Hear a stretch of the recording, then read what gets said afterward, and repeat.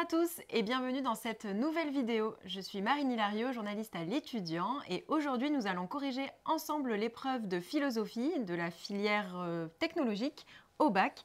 Et pour cela, j'accueille Laurent Paillet-Chevalier, bonjour. Bonjour. Alors vous êtes professeur au lycée Notre-Dame-du-Grand-Champ à Versailles. C'est ça. Alors voyons ensemble un petit peu les sujets qui étaient proposés ce matin. Donc on a deux sujets de dissertation au choix. Donc l'art nous apprend-il quelque chose et transformer la nature, est-ce gagner en liberté? Et également une explication de texte d'Adam Smith, théorie des sentiments moraux. Alors est-ce que, voilà, de manière un peu générale, est-ce qu'il y avait des pièges à éviter sur ces sujets? Alors non, les sujets déjà sont extrêmement classiques. Il n'y a pas de piège a priori. Pas de piège particulier. Alors, commençons tout de suite avec le premier sujet de dissertation. Donc, l'art nous apprend-il quelque chose? Alors, vous me disiez que peut-être la petite difficulté, c'était sur le quelque chose. Ben oui, apprendre quelque chose. On apprend toujours quelque chose au sens précis du terme, mais là, l'expression est vague. J'apprends une information, etc. Est-ce que l'art peut nous transmettre quelque chose, comme un contenu de connaissance? Eh bien, en réalité, oui. Puisque dans la peinture, pensons aux allégories par exemple, l'art nous transmet l'idée de la vérité. Pensons au Memento Mori, souviens-toi que tu vas mourir, l'art nous transmet cette vérité. L'art peut-être nous permet de saisir l'essence des choses, nous permet de saisir la réalité de l'existence. Donc oui, en ce sens, en tout cas, l'art nous apprend quelque chose. Mais en même temps, pour pouvoir apprendre quelque chose, il faut que la chose que nous apprenions soit vraie. Donc que cela dépend d'un jugement de vrai, un jugement de vérité. Or, l'art ne dépend pas d'un jugement de vérité, mais d'un jugement de valeur et de beau, plus exactement. Le tableau est beau, le tableau est grandiose, ce dessin est sublime, cette musique est fantastique, etc. Et donc, le problème, c'est comment l'art, pris au sens de faire du beau, peut-il nous apprendre quelque chose, puisqu'à proprement parler, il n'y a pas de jugement de connaissance. Kant dira là-dessus que le beau plaît universellement sans concept, c'est-à-dire que le beau n'a pas de vérité. Kant dira aussi, il nous montrera qu'il faut distinguer les jugements du beau des jugements du vrai. Le danger, c'est l'inverse. Si je crois, dit Kant, que toute vérité que je reçois peut me faire vibrer, mais alors, dit Kant, c'est du fanatisme. Parce que je prends cette vibration intérieure comme le critère de la vérité. Et ça ne fonctionne pas, dit Kant. Kant dit que devant une œuvre d'art, nos catégories de l'entendement ne sont pas capables de déterminer, ce n'est pas un jugement déterminant, pas capable de déterminer ce que c'est, mais les catégories de l'entendement s'harmonisent et finalement, je suis un vivant vibrant devant. Et c'est l'esthétique. Et dans ce cas-là, l'art ne nous apprend rien, si ce n'est non pas un jugement de connaissance au sens d'un jugement de vérité, que je suis un être vivant devant l'œuvre d'art. Et donc en cela, il y aurait un problème, me semble-t-il, sur l'énoncé, c'est que d'une part, l'art nous apprend des choses de l'existence, peut-être des réalités, nous rappelle des réalités que notre quotidien nous ferait oublier, Memento Mori, etc., mais qu'en même temps, il n'y a pas de contenu de connaissance, il n'y a pas de vérité. Je suis un être vivant, vibrant devant, c'est un jugement réfléchissant, c'est la vie même de celui qui regarde, qui réagit devant l'œuvre d'art. Du coup, on pouvait citer que Kant, par exemple, alors, sur ce... En deux, oui, alors c'est mon petit dada à Kant, je m'excuse, mais dans le grand temps, on aurait très bien pu traiter Hume, Standard of Taste, de la norme du goût, pour montrer que l'art peut nous apprendre quelque chose de la culture, apprendre à goûter. Hume dit du vin, mais apprendre à goûter du vin, c'est la même chose qu'apprendre à regarder un tableau.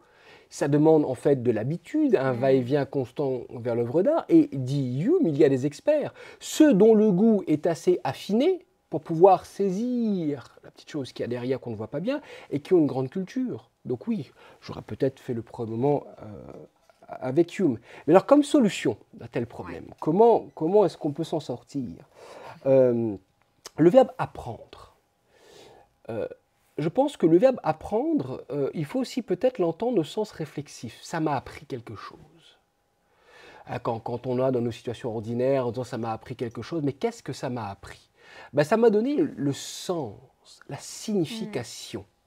Et peut-être que l'art est ce qui est capable de nous donner la vraie signification des choses. Heidegger dit que dans ce monde où les significations sont préexistantes, ce monde dans lequel nous sommes en déval, au sens de dévaler, dans les significations qui existent déjà, le poète et le philosophe sont ceux qui sont capables de ne pas admettre ces significations-là, de les retravailler et d'en chercher d'autres, de redonner des significations.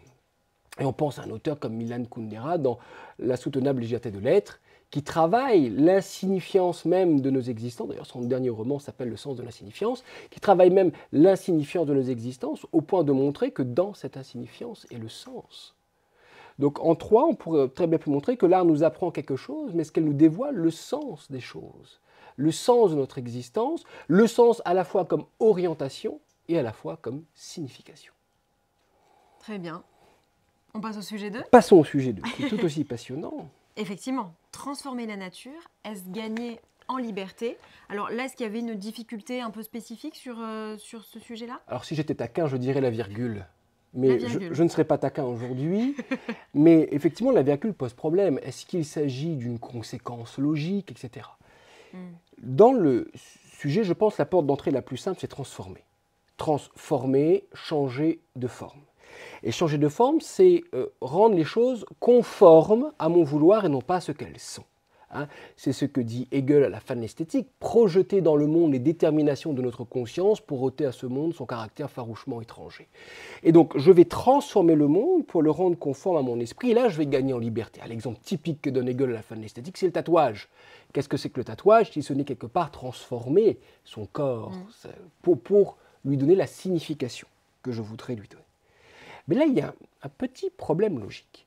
Parce que si je transforme la nature, c'est que la nature est malléable. C'est que la nature est transformable. Dit simplement, c'est qu'il y a une propriété de la chose telle que il m'est possible de la transformer. Or, s'il y a une propriété de la nature telle que qui rend possible les transformations, ben je ne suis pas libre. Je ne gagne rien, puisque je ne fais que jouer avec les possibilités matérielles et naturelles. Je suis limité en fait. Je suis limité par la réalité de la chose. Très bien, je prends l'exemple d'une clé. Une clé ne peut pas être en mousse, une clé ne peut pas être en pâte à modeler, et donc je ne peux pas transformer n'importe quoi en n'importe quoi. Je suis limité par la réalité de la chose. Donc le sujet perd de son sens, puisque, et ça c'est Aristote, dans les métaphysiques, puisque d'une part, je peux transformer la nature, c'est-à-dire imprimer mon vouloir sur la nature, pour faire de la nature ce que je voudrais qu'elle soit, imprimer ma volonté dans le monde, et le monde qui nous entoure le montre assez aisément, mais en même temps, je peux transformer la nature que parce que la nature est transformable, c'est-à-dire qu'elle a cette possibilité d'être modelée, et donc je ne gagne pas du tout en liberté, je ne fais que de jouer dans un cycle clos qui est celui de la nature. Alors pour dépasser ce problème, peut-être qu'il faut redéfinir le mot nature. Nature, pour Aristote, se dit en deux sens. La nature des choses. La nature du bois, c'est d'être dur, la nature de l'eau, de mouiller, etc. Mais il y a ma nature. Donc moi, qui appartiens au mot sapiens sapiens, moi j'essaie d'être un peu sapiens, mais il y a donc une nature commune. Mais dans cette nature commune, il y a ma nature. Je suis colérique, je suis angoissé, etc. Et s'il s'agissait de cela?